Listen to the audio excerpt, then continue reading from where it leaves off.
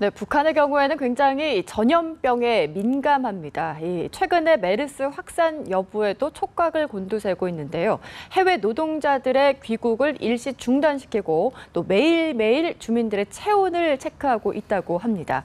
메르스를 막을 만병통치약을 개발했다, 이렇게 선전까지 하고 있다고 하는데, 북한이 메르스에 대해서 어떻게 대처를 하고 있는지 이 시간에 두 분 모시고 이야기 나눠보겠습니다. 이화여대 북한학과의 김석향 교수 나오셨고요.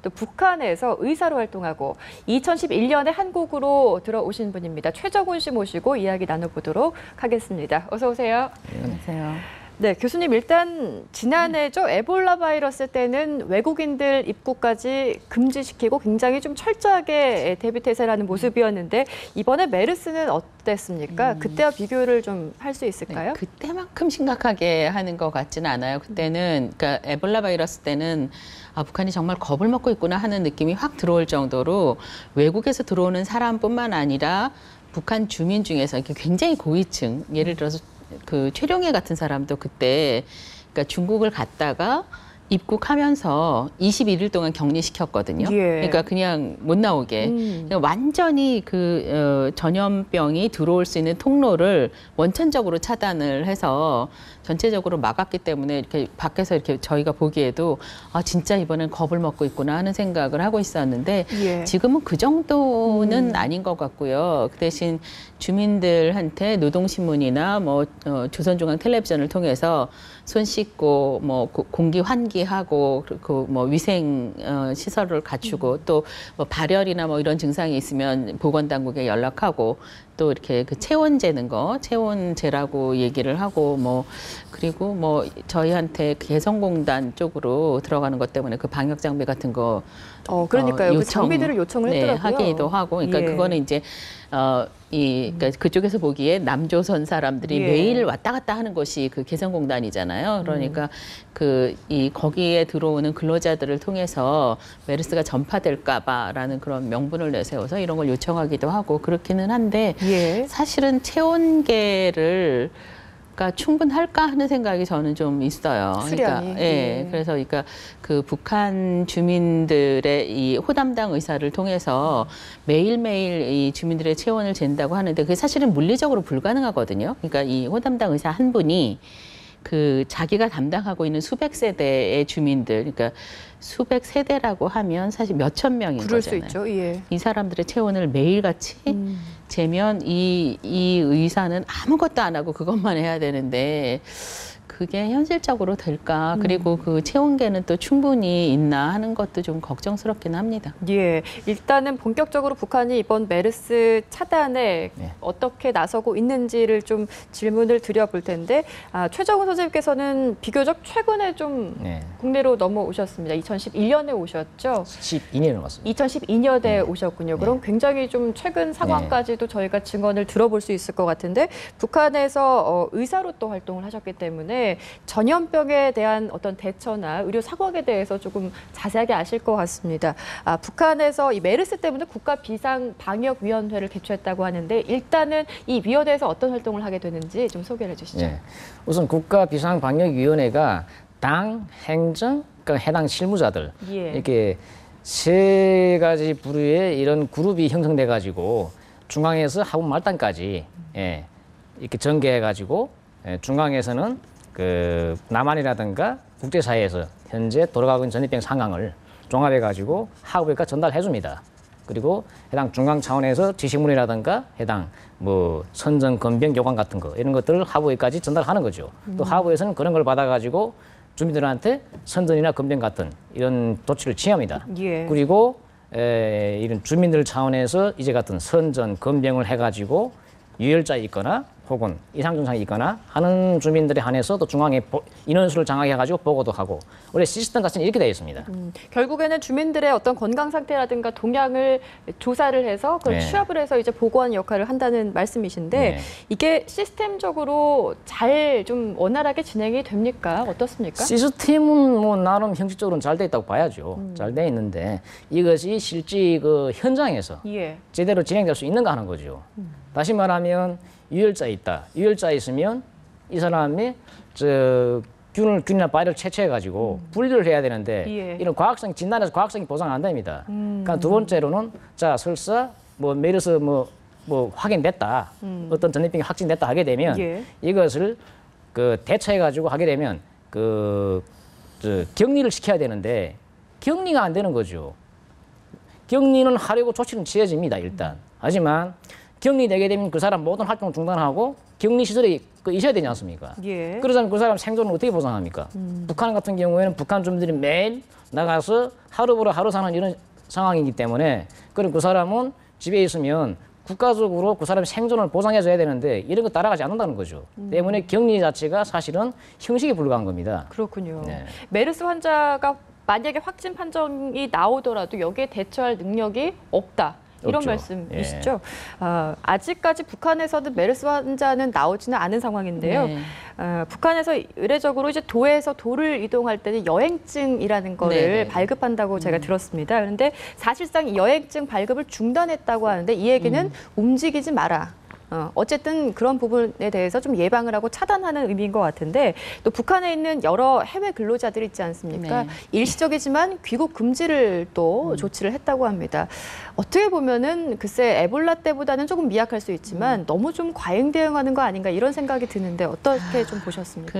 현실적으로 북한 당국이 그러니까 지금 여건에서 네. 할 수 있는 최선의 조치가 이거밖에 없는 것 같아요. 완전 차단하는 예. 거. 그러니까 아직 메르스가 발병하지 않았으니까 확진자가 나오지 않았으니까 좀 더 기다려보자 이렇게 하기에는 그러니까 북한 내부의 전반적인 상황이 이 감염성 전염병에 너무 취약한 상태거든요. 이게 한번 시작되면 걷잡을 수 없이 퍼져나갈 겁니다. 그러니까 그러니까 이 차단할 수 있는 조치를 가능한 한 다 찾아서 차단을 하는 방법밖에 없고 네. 지금 상황에서는 이게 최선이라고 생각을 하는데 제가 걱정을 하는 건 예. 사실은 북한 내부에 지금 메르스 환자가 있는지 없는지 정확하게 알까 하는 의문이 있어요. 그러니까 예를 들어서 아까 선생님이 유혈자라고 하셨는데 이게 예. 열이 발생하는 환자, 열이 발생하고 기침을 하는 사람이 있으면 이 사람의 그 가검물을 채취해서 이걸 분석을 해서 그러니까 그 DNA에 나타나는 특성을 그렇죠. 보고 예. 이 사람이 그 메르스 확진자다 이렇게 판단을 해줘야 되는데 그 시스템이 갖춰져 있을까 하는 게 저는 일단 예. 의문이고 그다음에 이제 또 하나 걱정은 뭐냐면 이렇게 완벽하게 차단을 했다고 생각은 하지만 여행증 발급을 중단했다. 이게 90년 이전이라면 모를까. 고난의 행군 이후에 지금 여행증 받아서 다니는 사람 없거든요. 거의 예, 현실적으로. 그렇습니까? 그러니까 꼭 여행증이 필요한 경우에는 담배 한 막대기를 주고 해결을 하지 가서 뭐 이렇게 여행증 없다고 기차 못 타고 이런 경우는 지금은 실질적으로 거의 신경을 안 이동제한은- 써요. 사람들이 예. 여행증에 대해서 내가 여행증이 없어서 어디 못 그렇군요. 갔다 이런 얘기는 지금은 거의 없습니다. 그런 상황이니까 이렇게 선언하는 거, 그러니까 이 여행증 발급을 중단한다, 해외에 있는 근로자 들어오지 마라, 뭐 이렇게 선언하는 것의 의미는 있지만 이게 위에서 이렇게 책상에 앉아서 이렇게 선언을 하는 게 현장에서 어느 정도로 먹힐까 하는 게 저는 솔직히 걱정이긴 합니다. 예, 실질적으로 이제 가장 큰 문제는 메르스 확진에 대한 판단 자체가 불가능할 수 있다 이런 말씀이시죠? 어려울 것 같습니다. 예, 그렇습니다. 최 소장님께서는 이제 북한에 계실 때 의사로 또 일을 하셨기 때문에 북한에서 사실 이 전염병에 대해서 굉장히 취약하다 이렇게 교수님께서도 말씀을 해주셨는데 전염병이 뭐 꼭 메르스나 에볼라가 아니더라도 전염병이 도는 사례를 많이 좀 지켜보셨을 예. 것 같습니다. 그럴 때 북한에서는 어떻게 대처합니까? 일단 의료 장비나 뭐 약 같은 부분이 좀 원활하게 수급이 되나요? 그러니까 국제사회나 남한의 그 지원을 요청하는 거죠. 그런 것들이 지원되게 되면 예. 그거 가지고 뭐 접종이라든가 혹은 뭐 기타의 조치들을 취하는 거죠. 그런데 어쨌든 현장에서는 그 전염병 시에는 그 의료진하고 주민들 간에 이런 현장에 진행되는 전염병 대처하는 것은 그 선전하고 검명이 아마 제일 유일하게 활발하게 진행될 수 있는 그런 것이요. 예. 네, 그런데 뭐 선전은 그냥 뭐 말로 하는 거고, 그러니까 뭐 내하면 뭐 조류독감 돌 때는 그 이전에 그랬거든요. 어린애들, 그 학교 애들, 그뭐 대학생이라든가 유치원 애들 이런 어린애들은 그 페니실린병에다가 마늘을 찢어가지고 담았다가 마늘이요? 예, 마늘, 예. 생마늘 찢어 담았다가 이런 것을 자주 코로 흡입해라. 또 목에 걸고 다니면서 항상 마늘 냄새를 항상 맡고 있어라. 예. 이런 아직 교과서에 확인 안 되는 그런 것들 자꾸 이게 조치를 취하고 있거든요. 그러니까 그게 다 최고의 조치인 거예요. 그런데 일반 그 생활에 정말 그 힘든 주민들은 마늘도 그뭐 싸지 않거든요. 예, 그런 것도 매일 찢어가지고 한다. 사실 이것도 피곤한 거죠, 사실은. 네. 그렇군요. 일단은 그러면 전염병이 돌게 되면은 사회 분위기는 좀 어떻습니까? 뭐 우리의 경우에는 일시적으로 휴교를 한다거나 조금 뭐 사람이 많은 곳에는 가지 마라 이런 지침들이 있는데 북한에서도 사람이 거의 다니지 않는다던가 이런 부분들이 좀 있습니까? 그러니까 지금 보게 되면 북한은 나름대로 그 주민들 차원에서 예. 민간 차원에서 시장 경제가 지금 진행되고 있거든요. 중국에서 들어오든 밀수하든 예. 그 물병이 움직여야 먹고 삽니다. 그런데 이런 그 초보적인 생존 수단, 지역 간의 이동을 이들이 하던 것들로 더 심하게 차단하기 때문에 북한 주민들로서는 전염병보다 더 무서운 게 이렇게 이동 차단이죠. 그러니까 북한 주민 당연히 전염병 돈다, 또 조치 취한다, 격리시킨다 하게 되면 정말 끔찍한 것이죠.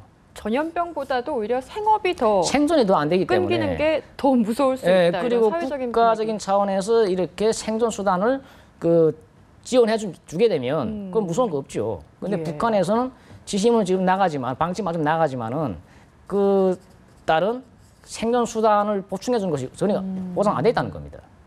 그런 것보다 이제 경제 활동이 먼저다 그건 먼저죠. 이런 예. 말씀이시군요. 전염병이 걸리게 되면 안 죽을 확률도 있습니다. 예. 하지만 굶게 되면 그렇군요. 100% 죽는 거 아닙니까? 근데 조금 주목해 봐야 될 게 북한에서 선생님께 좀 여쭤봐야 될 것 같아요. 이 메르스 치료제를 개발했다 이런 보도가 나왔거든요. 이름이 금당 2 주사약이라고 하는데 이게 뭐 만병통치약이다라고 해서 뭐라고 하나요? 그러니까 면역력이 좀 약해지면 이런 병에 걸리기 쉬운데 면역 부활제라고 해가지고 이런 것들을 좀 선전하고 있더라고요. 여기에 대한 이야기를 좀 들어보셨나요? 예. 금당 1호 금당 약제는 북한에서 나름 그 사용 설명서 보게 되면 예. 엄청 요란합니다. 뭐 암부터 사람들이 그 사실 그 무슨 죽지는 않지만 생활상에 좀 고난을 가져오는 그런 작은 질병까지도 다 고친다. 만병통치약. 예, 뭐 의사가 필요 정도로. 예. 그런데 이 약이 지금 실제 그 써봤던 북한 주민들한테서는 크게 선호도가 높지 않습니다. 예. 왜? 그렇게 사용 설명서 밝힌 것만큼 그렇게 효과가 강하지 않기 때문입니다. 효능에 대해서는 확인된 바가 없군요, 지금. 뭐 없죠. 근데 북한에서는 이 주사약을 맞은 사람들이 감염 지역에 다녀와도 질병에 걸리지 않는다 이렇게 이야기를 하고 있거든요. 그게 거기에 대한 뭐 근거에 어디 대해서는 확인된 자료인지는 모르겠지만 그냥 북한 체제 자기네가 그냥 체제 홍보라든가 약에 대해서 홍보하기 위해서 그냥 하는 소리죠. 그리고 또 중요하게는 전염병 할 때는 병 걸린 다음에 면역에 관한 문제지. 병 걸리기 전에는 전염병이 중요한 거는 감수성 문제입니다. 감수성. 예. 감수성이 있어야만이 해당 전염병 안에서 감수성이 있어야만 전염병 걸리거든요. 그러니까 오히려 이 부분을 강조해가지고 해야 되겠는데 균 분리를 자체를 못하기 때문에 이런 감수성 차원에서 쓸 수 있는 백신 같은 거는 개발이 전혀 안 되는 거죠. 다시 말하면 예. 대포로 모기를 쏘겠다는 겁니다. 그럼 이렇게 좀 한번 여쭤볼게요. 만약에 이 주사가 금당 2 주사약이라고 하는 이름의 이 주사가 효과가 있다고 저희가 가정을 하고 좀 질문을 드려보겠습니다. 기본적으로 이 북한이라는 국가가 무상 의료를 기본으로 하는 걸로 알고 있습니다. 의료 체제가. 근데 그렇다고 하지만 사실 그게 허울뿐이기 때문에 효과가 있다고 하더라도 이 주사를 일반 사람들이 쉽게 구할 수 있겠느냐 이 문제를 좀 여쭤보고 싶어요. 우선 이것이 중앙부터 하부 말단까지 보건의료기관들에서 공급되는 약품이 아닙니다. 이것은 북한의 이것을 만드는 그 생산지에서부터 시작해가지고 오직 비싼 그 북한 돈이라든가 달러를 지불해야만이 구입할 수 있는 이런 약입니다. 예. 때문에 생존에 좀 어려운 그런 북한 주민들 차원에서는 정말 얻기 싶어도 좀 불가능한 거죠, 거의나. 가격 엄청 비싸요. 예. 그리고 이게 북한 당국이 이게 예. 금당 이주사뿐만 아니라 그 전에 무슨 안궁 무슨 환 뭐 이런 그러니까 그런 것도 있고 그 이전부터 사실은 한 80년대부터 그러니까 그 조선이라는 화보집이 있거든요. 예. 그러니까 외부로 보내는 그러니까 북한 주민들을 위한 잡지가 아니라 외부로 보내는 그러니까 이 천연색 사진 실어가지고 보내는 자랑하는 잡지 보면 그 잡지에서 벌써 그 예전에 80년대에 이미 암을 정복하는 만병통치약이 나왔고 뭐 그 이 광고를 보면 이런 안궁 무슨 환 이런 광고 보면 모든 질병을 다 치료해요. 예. 그리고 그러니까 이 금당 이주사에 이번에 뭐 나온 거 보면 암도 치료하고 뭐 에볼라도 하고 그러니까요. 뭐 사스도 예. 하고 뭐 이런 식의 광고가 이번이 처음이 아니라 이게 늘 있는 거라서 그렇군요. 이번에 이거 나온 거 보고 아 또 만병통치약 개발했어 이런 생각을 아마 할 것 같습니다. 그러니까 이게 예. 그러니까 다적인 신뢰를 그거죠. 그 이전에 한 10여 년 전에 셀렌 혹시 아시겠는지 모르겠는데 뭐 예. 남한은 뭐 셀렌 어떻게 돌았는지 모르겠는데 그 셀렌이라고 필수 민약원소에 있습니다. 예. 그러니까 면역 기능에 상당히 그 강한 작용을 하는 예. 그런 성분인데 셀렌이 좋다고 아마 외국에서 아마 들은 것 같아요. 그것을 북한 자체에서 셀렌 홍보 엄청 해가지고 북한에서 자체 내에서 만들어낸 셀렌 알약이라는 가루약들을 많이 판매됐습니다. 만들어가지고. 그런데 문제는 그 돈 있거나 고위층들, 간부들이 이것을 다 구입해가지고 복용하기 시작했는데 처음에는 약간 좀 효과가 있는 것처럼 보이는 것 같아요. 아, 그런데 그렇습니까? 나중에 예. 셀렌이 너무나 그 인체에 과도하게 들어가가지고 오히려 셀렌 중독이 왔거든요. 이걸로 사망한 사람이 엄청 많습니다. 간부들 차원에서도. 예. 이 사실 그렇지만 이제 만병통치약의 효능에 대해서는 저희가 의구심을 좀 가질 수밖에 없는 상황인데 마지막으로 교수님께 좀 질문을 하나 드려보겠습니다. 어쨌든 이런 후진국 전염병이라고 하죠. 뭐 결핵이나 말라리아, 뭐 콜레라 이런 부분들이 있을 텐데 아무래도 이런 부분에 대해서는 남북한이 뭐 제각기 입장을 좀 취할 수가 없는 부분인 것 같습니다. 그쵸. 협력해서 네. 이 의료 사업에 대해서 조금 네. 연구를 해봐야 될 필요가 있을 것 같은데. 당연히 그렇죠. 예. 그러니까 이게 몇 년 전 일이기는 한데 그러니까 군사 분계선 지역에서 갑자기 고 지역에 있는 주민들이 혹은 우리 군부대의 군인들이 말라리아에 걸리는 일이 많이 있었어요. 예. 그래서 이게 왜 이렇게 갑자기 말라리아가 근데 이게 모기가 아 여기는 남조선이구나 뭐 이렇게 구분하고 안 가는 게 그렇죠. 아니잖아요. 모기로 옮기죠, 전염병이. 네. 예. 그래서 그때 우리가 말라리아 방역을 위해서 북한하고 협조를 해서 말라리아 방역을 한 일이 있었거든요. 그런 기본적으로 모기나 무슨 뭐 이런 그러니까 전염병을 옮기는 매체들이 그러니까 이 군사분계선을 구분해가지고 여기는 이제 멈춰야지 뭐 이런 생각하는 게 그럼요. 아니잖아요. 그러니까 당연히 이런 전염성 질환에 대해서는 협조를 해야 하고 결핵뿐만 아니라 북한에서 지금 많이 문제가 되는 게 비형 간염 환자들이 예. 굉장히 많이 있는데 그것도 이렇게 전염되거든요. 그러니까 그런 부분에 대해서 좀 더 솔직하게 얘기를 하고 적어도 질병 퇴치 부분에서는 힘을 좀 모아야 네, 된다. 이런. 좀 열심히 그렇습니다. 그랬으면 좋겠습니다. 알겠습니다. 이렇게 해서 이화여대 북한학과의 김석현 교수 또 북한에서 의사로 활동했던 최정훈 씨 모시고 이야기 나눠봤습니다. 오늘 말씀 고맙습니다.